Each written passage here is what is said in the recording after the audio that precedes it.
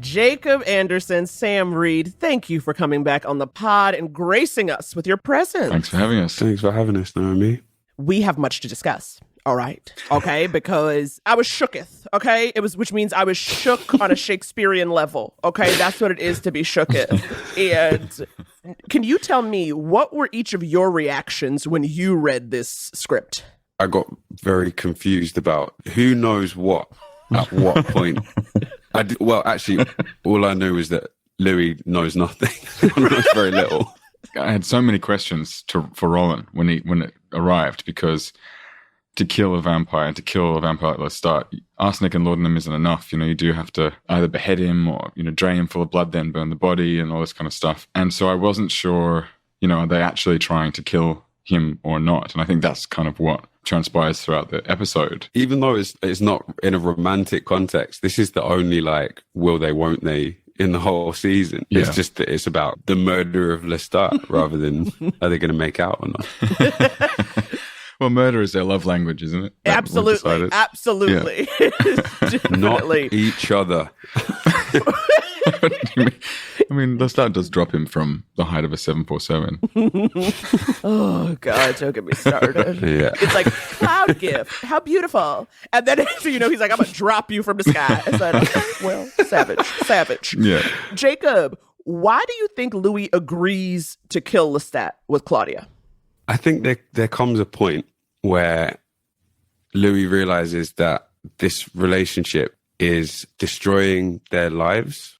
And I kind of think he knows that the only way for he and Claudia to actually be free or have any kind of semblance of freedom is they have to take him off the board. It's the only way they're going to get out of that house and out of New Orleans. And I think it's not something that he's comfortable with. And I think throughout episode 7, he's kind of constantly on the edge of changing his mind. Mm-hmm. And he does it for Claudia, I think, more than for himself. It's interesting you say that, though, for Claudia, because if there's one thing that I got out of 7 is that, Claudia taking care of her damn self, okay? Claudia said, I have a plan. You two are too messy. I'm going to have to be in control of this situation. Yeah. 100%. Yeah, absolutely. And I mean, I think what I really like also about this episode with Claudia and Lestat's relationship is that I think they are a good match for each other. And I think Lestat does respect Claudia, actually, particularly once he realizes what she's done and the plan, and as she's stomping the crap out of Antoinette's head, he sort of thinks, wow, she's quite... That's my daughter. Yeah. That's my girl. It's a baller move from Claudia. Yes, it's a baller move, but they're also trying to kill Lestat. But he understands why he has to die or why Louis has to kill him. I mean, I think it's probably the only point in the whole show where he has a tiny slither of humility, really, and he has to be poisoned and on his knees and have a knife at his throat and kind of totally incapacitated for that to happen. And so I think he knows deep down that Claudia can actually probably give Louis maybe something that he can't give him, which is, a sense of purpose, perhaps. And also a sense of consistency, right? Yeah, okay, sure. Because Lestat's definitely not consistent. No, he's very chaotic. It's always on his terms, whereas Louis and Claudia are fairly successful at living this kind of slightly domestic situation where they can be a family. Yeah. Sam, you talked about this moment of humility that Lestat has, but to that I say, Antoinette? Really? How do you think Lestat justifies this betrayal of Louis? Discuss. Yeah, discuss. Look, I'm not going to try and justify. I don't think his actions are justified, but I would say that Lestat needs to be loved. Mm-hmm. That's sort of he needs that. He really needs adoration and worship, and he needs those things. That's how he feels justification. I mean, he loves Louis, but also Louis and Claudia have their own bond that he is alienated from, and he wants them to stay together, and he wants the family to stay together, but he also does feel a little bit left out from that bond. Mm-hmm. And so, he goes to Antoinette and he keeps going back to Antoinette to get that sort of adoration and to have a different type of relationship that he's not getting from Louis, and that's what he needs. Right. It's not great. I wouldn't condone it. I'm not condoning it, but that's that's what he needs, and he does say that very early on. He makes his point to Louis that sometimes he likes a little variety, and he's not saying he doesn't love him any less, but he's not necessarily a monogamous guy. But he is monogamous of the heart. Okay. I think that the main deceit is also that he said that he's killed Antoinette, and he hasn't. That is deceitful. But it also goes to show that he can't kill her. I always wonder about his relationship with her, whether he really likes her or he just likes her music, or she's a perfect vessel for him to write music through and give to Louis. Which is so deeply fucked up. Yeah. I know. I think that's one of the more fucked up elements of the whole show, really. Yeah. He definitely finds a function for Antoinette. I was wondering, did Lestat turn Antoinette simply to use her to, listen in on these conversations, you think? Because again, this all happens off screen, so it's kind of left up to us. But I wondered if it was just that, or because they do have this connection over years, and Lestat says she'll be better for us to Louis. She'll be better for our dynamic. I'd say, yeah, he did do that for that reason. And I think he makes that decision up when he knows that Claudia and Louis are outside the room in episode 6 listening. And he says, I love you to Antoinette. And she says, I love you to Lestat, because he knows they're outside the door listening. I think he makes that decision there. And then this is going to be the thing that gives me the power back, because I'm now left out of this relationship. And so he's a user and an abuser, unfortunately. Ain't that the truth? I don't know what he's talking about as well. And he's like, the three of us will be much better together.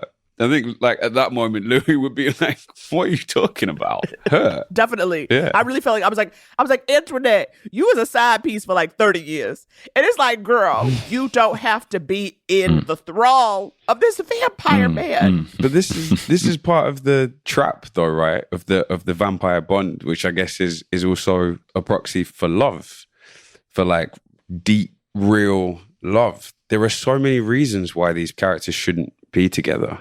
And it's probably the same for Antoinette, right? She will have a version of the vampire bond with Lestat. It might not be as deep as it is with Louis, but she's stuck in that trap. She's attached to him forever. Well, until she dies. Yeah. Isn't. Yeah. But I think that's why it's why Louis has to kill him to free his family, to free him and Claudia, but also why he can't kill him. It's like this cycle that can only really be broken with eternal death. Actual real death. Yeah. Let's talk about, though, what it takes for Louis to extricate himself from Lestat.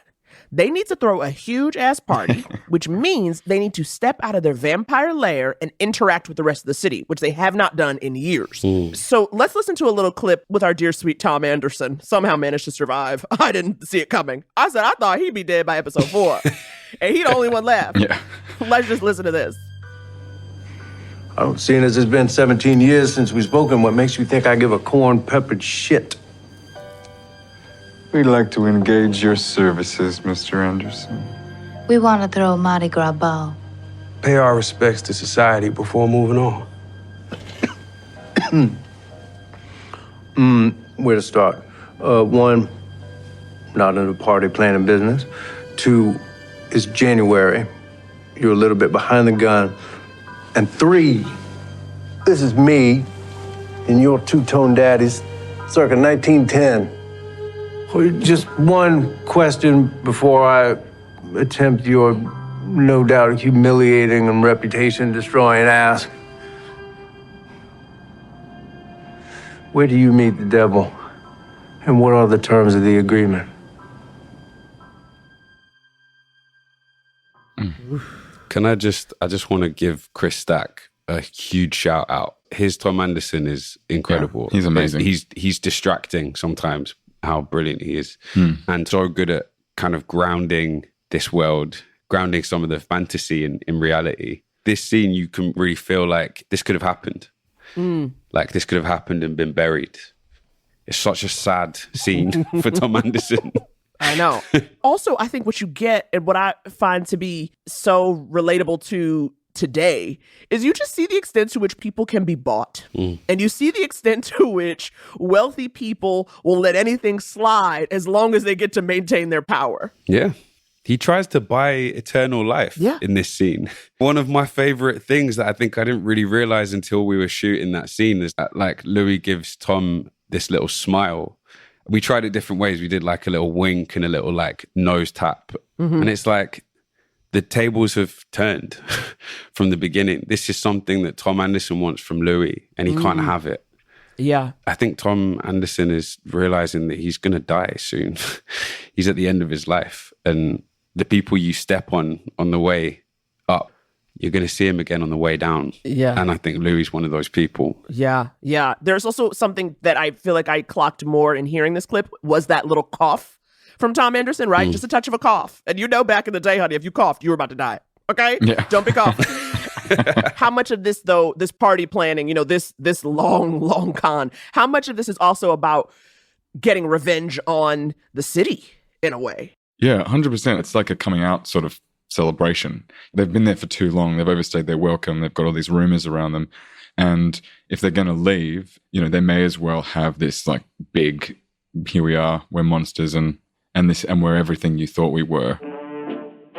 We'll go without the blood for 3 nights preceding the ball. At the ball, Louis and I will be following you, Lirina.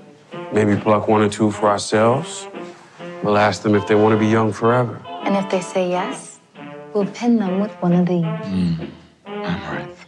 Perfection. We'll invite them to our home.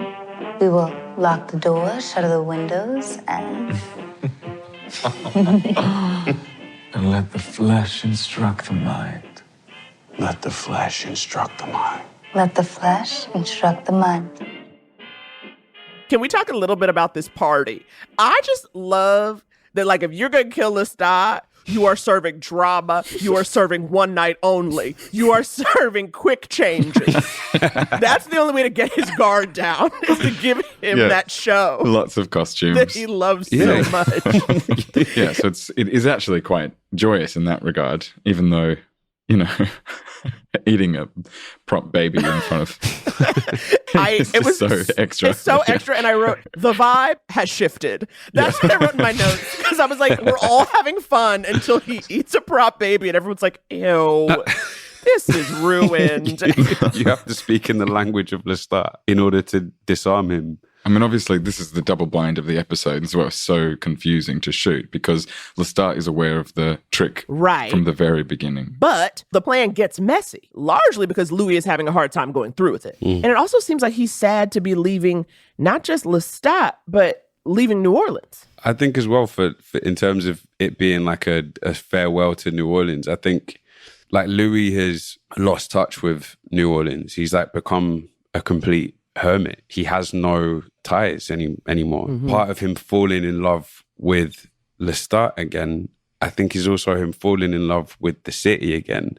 And that there's this really like bittersweet moment where Louis realizes on the balcony the beautiful way that these ideas kind of coexist now. Lestat and New Orleans are synonymous with each other. It's not just about his human existence. This is like the end of the first chapter of his vampire existence. And it's really desperately sad. I think he's like devastated to be leaving the city. I'm gonna miss this place. There's not an inch of this city that wasn't built from the fierce wilderness that surrounds it. Hurricanes, floods, fevers. The damp climate on every painted sign, every stone facade. High windows, through which enameled bits of civilization glitter. Silhouettes emerging, wandering out to catch a silent flash of lightning. The sucky warmth of summer rain. Desperately alive. And desperately fragile. A last dance before the feast. I'd like that. I'd like that very much. So much would be written about that grim night in New Orleans, but not a single mention of our last hour at Latrobe's. As if the only crime unfit to print took place on that dance floor. It was my sole duty to distract Lestat. But in his mirrored eyes, the distraction reflected back onto me. And in the dead center of the whispering gallery, I lost the thread to my plotting and fell once more into the well with no bottom. I was his, and he was mine.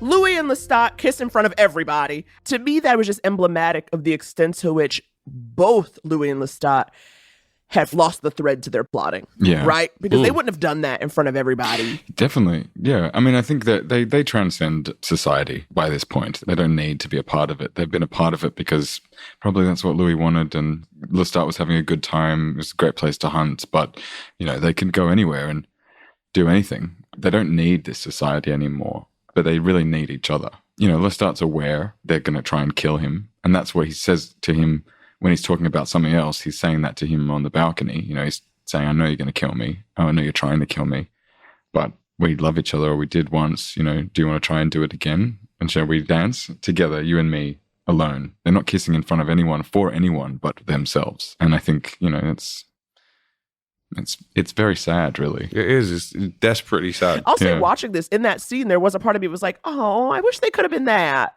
You know, like, I wish that had been their relationship. I think they do as well, right? Yeah, yeah. And I love the disappointment as well.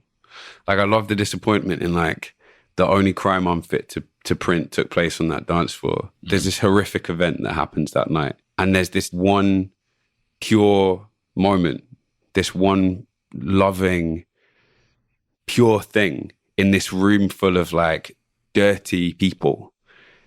There's something really clean and simple about love, and that is the thing that is so loaded with shame and disgust.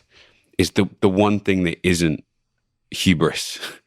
That's why Claudia comes in and is like, remember why we're here, look around you, look at him. Yeah, I just think it's a really, it's beautiful, but it's really sad.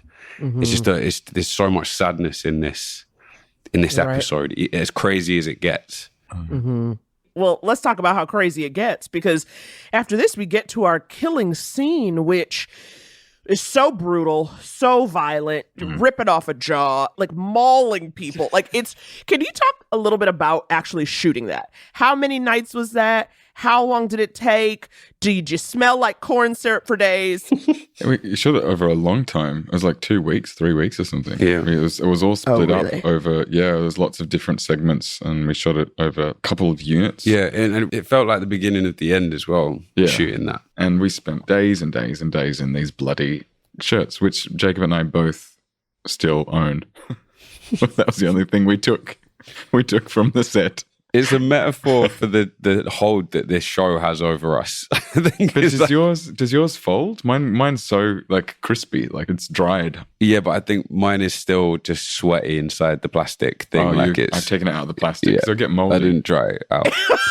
But occasionally, depending on the weather, like, mine will kind of like re-dampen, and it will start to, like, you know, be movable again, and then it will harden. It's a very strange object to have. It's very weird. It's very weird because it's mostly covered in mouth blood, the shirt.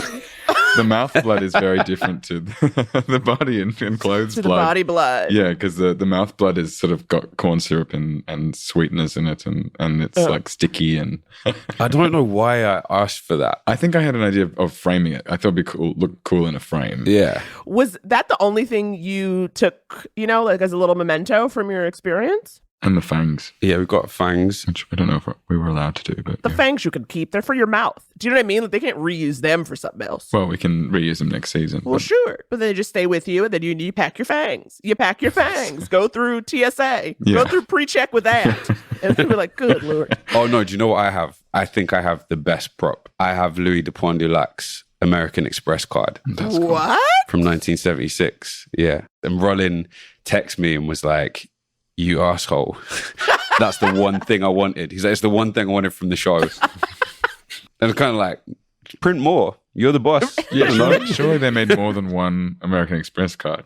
I can't wait to sit down with Rollin because I'll really be able to hear him air his grievances. He's going to say, Jacob took this for me.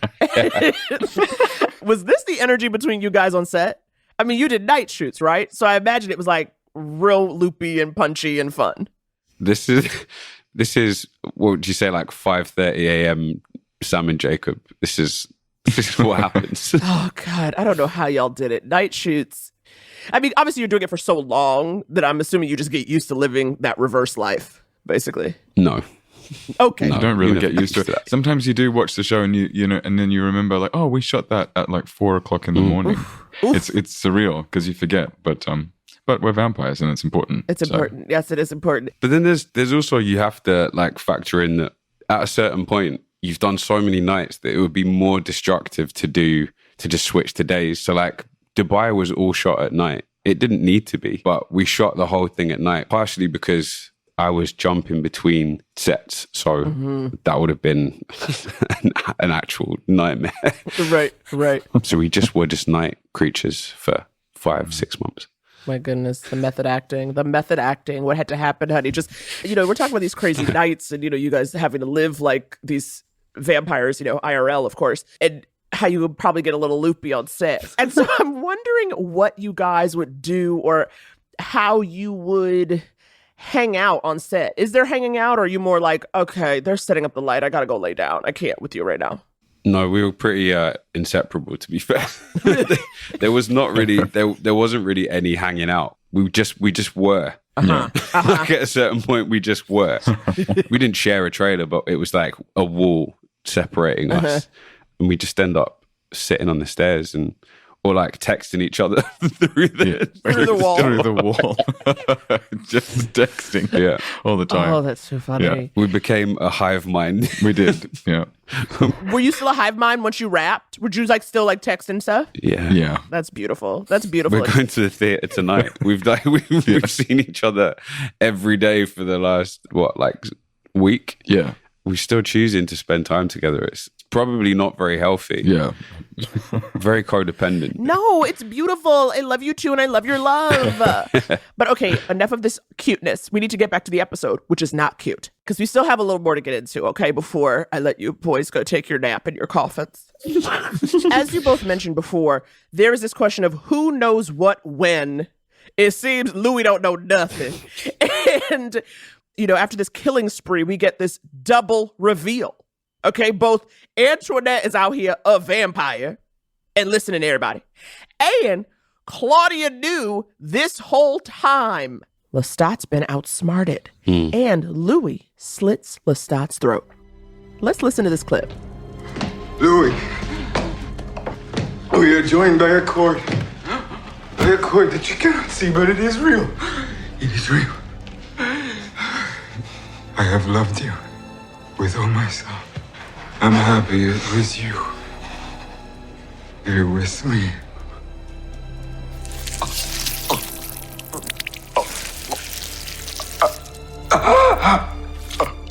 The blood poured out of him as it might never pour from a human being. All the blood he had filled himself with, he lay now on his back, his eyes staring wildly at the ceiling, the irises dancing from side to side. The thing lay still.